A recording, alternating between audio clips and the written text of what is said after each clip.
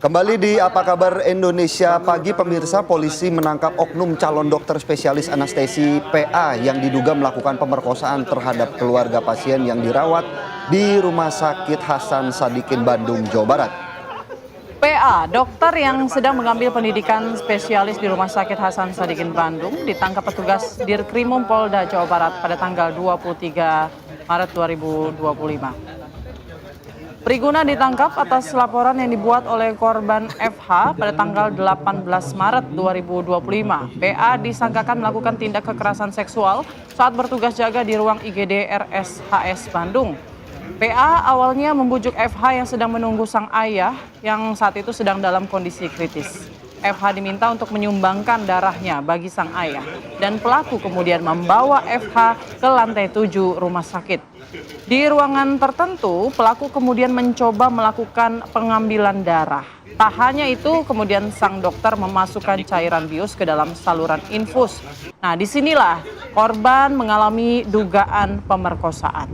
Dan hingga kini polisi masih menyelidiki dugaan kuat adanya korban lainnya. Tersangka memasukkan jarum ke bagian tangan kiri dan tangan korban kurang lebih 15 kali. Percobaan kemudian menghubungkan jarum tersebut ke selang infus. Setelah itu tersangka menyuntikkan cairan bening ke selang infus tersebut dan beberapa menit kemudian korban merasakan pusing lalu tidak sadarkan diri. Setelah tersadar, korban diminta untuk berganti pakaian kembali dan diantar sampai lantai 1 di gedung MCHC. Setelah sampai ruang IGD, korban baru sadar bahwa pada saat itu sudah pukul 04.00 WIB. Lalu korban bercerita kepada ibunya bahwa tersangka mengambil darah dengan 15 kali percobaan dan memasukkan cairan bening ke dalam selang infus yang membuat korban tidak sadarkan diri. Kemudian saat korban buang air kecil, korban merasakan perih di bagian tertentu yang terkena air. Kemudian kita tetapkan tersangka saudara PAP atau Priguna Anugrah Pratama. Pekerjaan dokter pelajar yang sedang mengambil spesialis anestesis di Rumah Sakit Hasan Sadikin.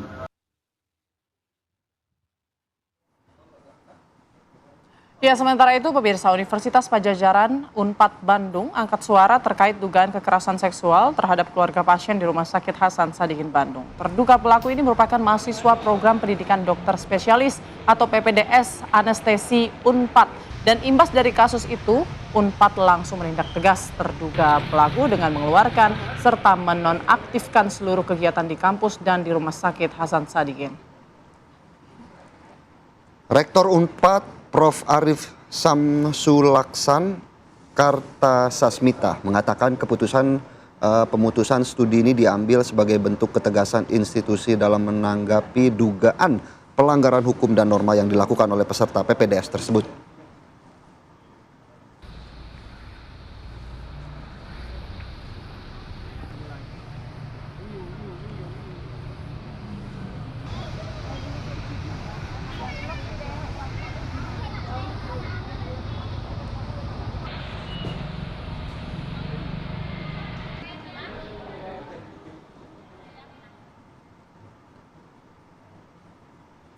Ya, untuk memperbarui informasi terbaru, kita sudah terhubung dengan Profesor Zahrotur Rusyda Hinduan, Wakil Rektor Bidang Akademik dan Kemahasiswaan Universitas Padjadjaran Bandung. Selamat pagi, Prof. Rosi. Selamat pagi, Mbak Putri dan Ko Philip. Ya, pagi Prof. Rosi. Kami semua penasaran bagaimana kemudian pihak Unpad sendiri menanggapi kasus salah satu mahasiswa PPDS-nya yang sedang tersangkut masalah seperti ini, Prof.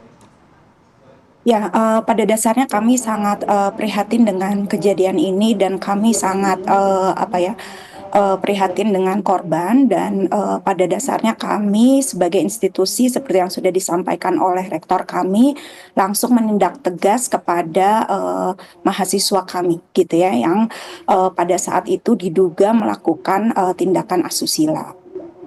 Nah, seperti yang diketahui bahwa kami menerima kabarnya itu pada tanggal 18 pagi dan pada saat itu juga Komite Etik dan juga departemen terkait sudah melakukan investigasi dan melakukan surat rekomendasi untuk nonaktif kepada yang bersangkutan gitu. Kemudian 1 hari kemudian Fakultas Kedokteran sudah mengeluarkan secara ofisial bahwa yang bersangkutan itu diberhentikan secara permanen ya. Nah, kemudian setelah itu baru kami melakukan proses DO. Dan pada saat ini SKDO sudah keluar, jadi yang bersangkutan pada saat ini sudah tidak menjadi mahasiswa kami lagi. Mungkin itu yang bisa saya Baik. sampaikan. Prof. Rosi, tapi kan juga publik ini bertanya-tanya dari tanggal 18 Maret kasus ini kemudian dilaporkan. Kenapa setelah viral baru kemudian di DO begitu? Kenapa pada saat itu sudah jelas hasil penyelidikan dan lain-lain tapi masih belum gitu? Oh ya, jadi memang pada dasarnya penonaktifan itu langsung ya. Jadi tidak ada 24 jam dari kejadian sudah tidak ada sudah dinonaktifkan oleh departemen gitu. Nah, memang pada saat itu kan pastinya butuh waktu ya. Jadi tapi itu langsung tegas.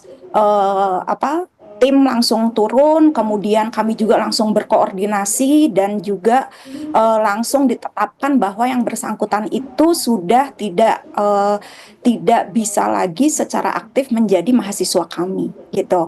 Kemudian tanggal 19-nya langsung diberhentikan walaupun masih secara permanen. Kemudian pastinya Fakultas Kedokteran mengirimkan surat kepada kami dan kami langsung memproses. Tapi bagaimanapun juga ada potong lebaran dan lain sebagainya. Jadi pada dasarnya bukan karena viral tapi memang ada proses gitu ya. Pada saat itu memang kami juga berhati-hati karena ada praduga tak bersalah ya. Tapi dengan dinonaktifkan secara langsung itu merupakan tindakan tegas dari kami gitu. Baik, Prof. Mungkin Dari seperti itu, berita yang sejauh ini beredar juga pihak Unpad ini kan menghentikan seluruh kegiatan di kampus sekaligus kegiatan di Rumah Sakit Hasan Sadikin. Apa yang kemudian menjadi alasan dari pihak kampus untuk langsung menonaktifkan kegiatan di kampus? Apakah memang ada indikasi-indikasi lain di kampus yang kemudian ditemui oleh pihak Unpad? Ya, pada dasarnya kan pada saat ini yang bersangkutan pada saat itu ya yang bersangkutan adalah mahasiswa residen ya, sehingga semua perilakunya, tindakan medisnya itu harus under supervisi. Nah, yang bersangkutan itu sudah melakukan tindakan yang di luar apa yang disupervisi oleh supervisornya gitu ya. Nah, di situ saja sudah pelanggaran berat dari profesi kedokteran gitu ya. Nah, jadi dari situ pun sudah dinonaktifkan itu sebagai konsekuensi dari pelanggaran berat yang sudah dilakukan yang bersangkutan. Baik, Prof. Rosi, tadi Anda sampaikan pihak kampus ini melakukan penyelidikan gitu ya. Apa hasil penyelidikannya? Karena kalau dari temuan polisi kan ada 2 kresek nih yang ternyata terdapat cairan sperma begitu ya. Jadi kemungkinan nih ada pelaku lain begitu. Atau mungkin bisa jadi kemungkinan ada korban lain karena dia dengan leluasa dan dengan santainya melakukan aksi bejatnya itu di rumah sakit tempat dia bekerja. Ya baik, kalau misalnya mengenai detail di rumah sakitnya tampaknya itu ranahnya polisi ya, kepolisian ya. Kalau kami ranahnya adalah bagaimana yang bersangkutan yang merupakan mahasiswa kami itu diberikan sanksi sesuai dengan apa yang dia sudah lakukan gitu ya. Tapi secara detailnya mengenai bukti di sana dan lain sebagainya tampaknya kami tidak berwenang untuk menjawabnya gitu ya. Tapi hasil penyelidikan kan tadi profesor bilang melakukan penyelidikan pihak rektor. Mungkin apa hasil penyelidikan yang dilakukan rektor ini? Apa pihak kampus maksud kami? Ya, dari sana memang secara umum saya bisa sampaikan bahwa yang bersangkutan memang sudah melakukan tindakan medis di luar supervisi dan juga sudah melakukan tindakan keji kepada penunggu pasien ya.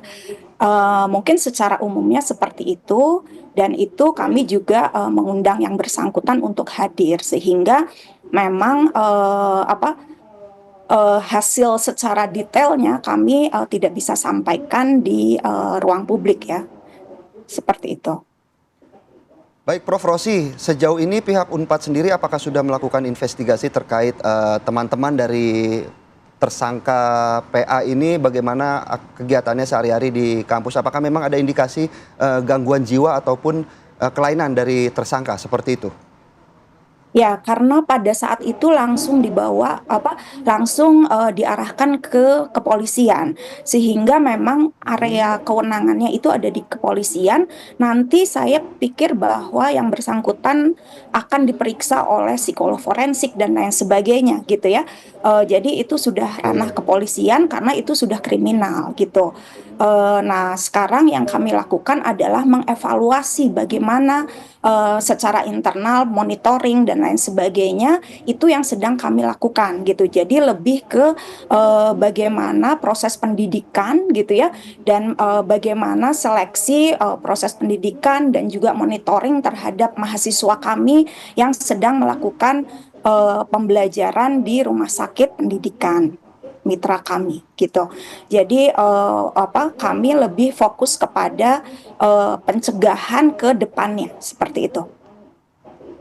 Baik, Prof. Rosi, dengan mencuatnya kasus ini, kemudian muncul juga banyak komentar-komentar netizen yang akhirnya berani nih speak up begitu ya. Apakah mungkin dia korban atau mungkin dia teman korban? Nah, kita masih belum tahu begitu. Dan kita pasti sebagian tuh dirahasiakan identitasnya di sosial media. Tapi bisa mungkin Prof. Rosi melihat itu. Nah, masalah yang terjadi di PPDS ini tidak hanya satu, tapi banyak sekali. Dan tuduhan-tuduhan seperti perselingkuhan sesama residen, atau mungkin bahkan mohon maaf sampai ada yang hamil dan menggugurkan kandungan, ataupun dunia malamnya begitu. Bagaimana Anda bisa menjelaskan ini? Apa yang dilakukan Unpad ke depan agar tidak terjadi lagi mungkin hal-hal yang serupa?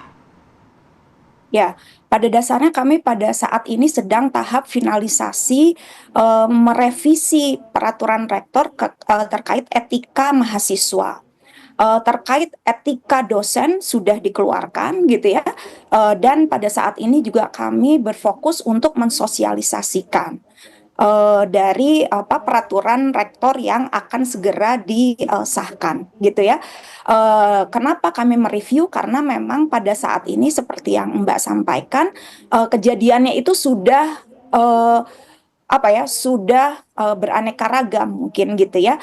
Pada dasarnya kan mungkin pada saat awalnya itu dosen ingin memberlakukan sesuatu treatment agar mahasiswa itu menjadi disiplin ya. Karena misalnya saya mendapatkan informasi untuk menjadi seorang dokter misalnya objin gitu ya. Dalam 30 detik objin itu harus membuat keputusan yang sangat penting. Apakah yang bersangkutan harus membantu ibunya atau menyelamatkan bayinya, seperti itu ya. Nah, itu tuh memerlukan seorang dokter yang bisa decisive dan bisa membuat keputusan dalam waktu yang singkat, disiplin dan lain sebagainya.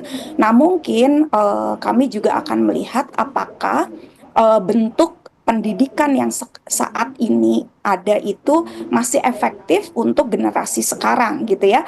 Apakah dengan pola-pola yang lama itu masih efektif atau tidak? Itu yang sedang kami lakukan dan evaluasi seperti itu. Ya. Baik, Prof. Rosi, mungkin terakhir kemudian apa sikap dari pihak Unpad sendiri kepada korban begitu ya, mengingat ini korban kan tanggung jawabnya ya, mengingat pelaku ini kan merupakan salah satu mahasiswa di Unpad walaupun sekarang sudah tidak begitu, Prof. Ya, baik. Jadi kami ada fakultas psikologi dan kami juga ada fakultas hukum, sehingga kami memang melalui perantara juga sudah berkomunikasi ya dengan korban gitu ya, dan keluarganya, dan kami memberikan pendampingan ya. Jadi kami menawarkan untuk memberikan pendampingan, baik pendampingan hukum maupun pendampingan secara psikologis. Walau pada saat ini kami sudah mendengar bahwa korban juga sudah dalam pendampingan psikologis oleh PPA ya, PPA yang ada di Provinsi Jawa Barat gitu.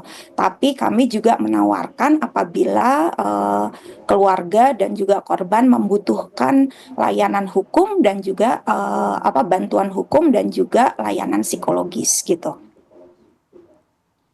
Oke, baik. Terima kasih Profesor Rosi selaku Wakil Rektor Bidang Akademik dan Kemahasiswaan Unpad. Kita harapkan semoga kasus ini tidak terulang kembali dan mungkin ada residen-residen yang terindikasi tidak disiplin begitu. Semoga ada tindakan tegas sebelum akhirnya peristiwa-peristiwa bejat seperti ini terjadi kembali begitu. Terima kasih, sukses selalu Prof Rosi. Selamat pagi Prof Rosi. Ya, terima kasih banyak. Ya, Assalamualaikum.